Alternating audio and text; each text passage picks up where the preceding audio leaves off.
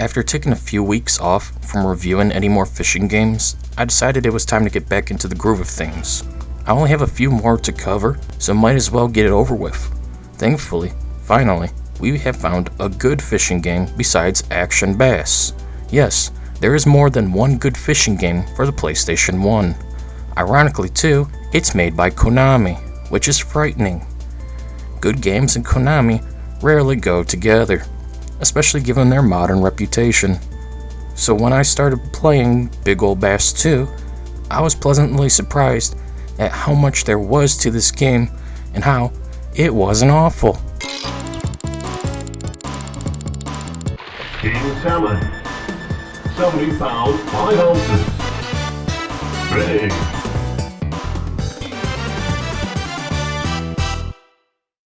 The first mode we'll cover is free fishing, which is restricted to the United States, but the game does feature lakes in Europe and Asia regions as well, though those are, however, for World Monster Fishing mode.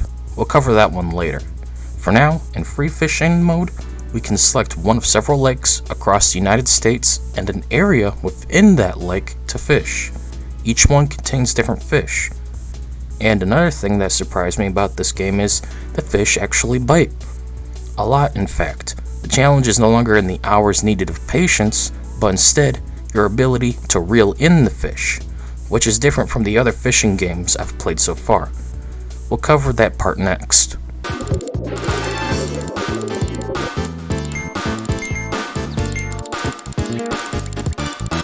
Kabuki bass, 4 pounds, 14 ounces. So we'll cover the controls real quick. You can select the lure with L1, move the pole around with the left analog stick, and you use the X and circle button to either cast or reel in your line. In fact, you mash X and circle to reel in the fish. So I found the best way to catch fish is to slide my thumb across the X and circle buttons back and forth till I catch the fish. This of course caused my thumb to hurt after a while, and I had to quit the game after 33 minutes of playing, but the controls are a bit awkward, yet are doable nonetheless. How are you? There's been a report that some fish called the Jack Anarchy is running amok in European Lake. And it's attacking my nemesis, my friend, the Queen of Scalen's fish. Oh, I've got an idea. I want to present the Jack Anarchy to the Queen at her next ball. Don't you think it's a splendid idea? Don't forget to get some small fish to decorate the main dish. And this will be the cover of the next issue. Watch out for imitation brands, like some designer merchandise. What the fuck? For tournament mode, you can compete against AI or another player or survival. I went against the AI and found it really fun, because unlike the other fishing games with tournament mode, you're not alone. Here the AI is catching fish in real time. It can easily win if you're not careful. This left me on the edge of my seat and was a welcome change of pace. I couldn't just fish all day and defeat invisible CPUs. I had to bring my A game and only got to the second branch before losing right away to the CPU. Honestly, this is a tournament mode worth playing.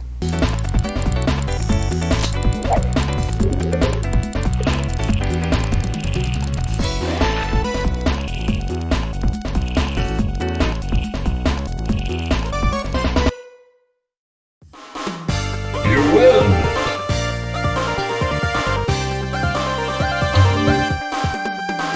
The last mode is where you can now fish in the US, Europe, and Asia. You're helping a woman document monster fish across the world. So your goal is to catch the giant fish in each lake. Anything else doesn't count and are just in their way. I enjoyed this mode too, since I could finally see some diversity in my fish and locations. Also, I love these introduction stages. They're very, very dumb and a little borderline iffy. Good. I'll see you in my office.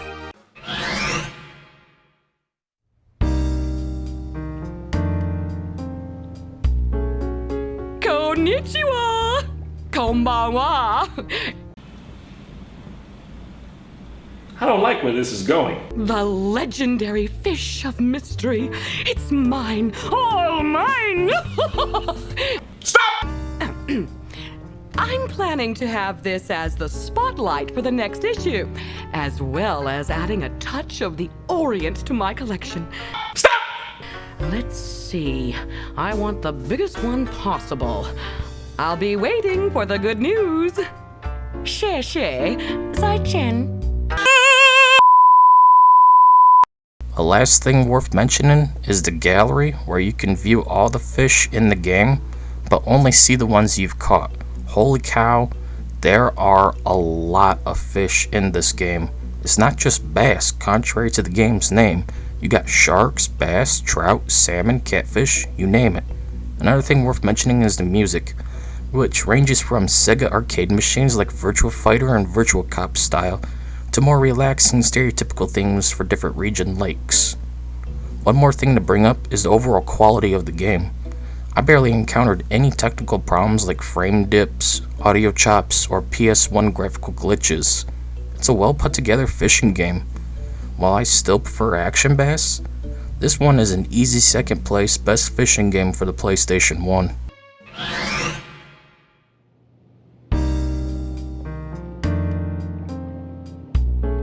I'm glad you came.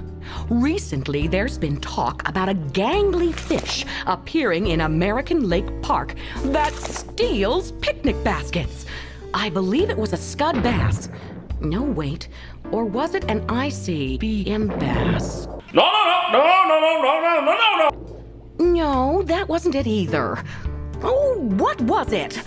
In any case, I want you to go find the suspect and its partner in crime and interview them. The military is going way over their heads with closing the lake to the public, but not to worry. Please, lady, you don't understand. I have things settled with the president. Can't I just have a break? Can't I just have one break?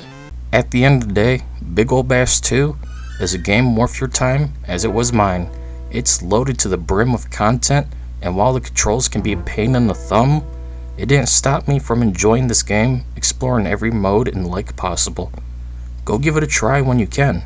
You'll be surprised too, as was I. Anyways, that's it for this video. See y'all later.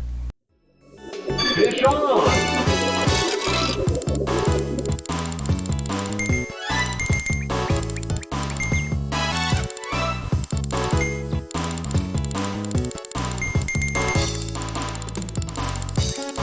Northern Pike.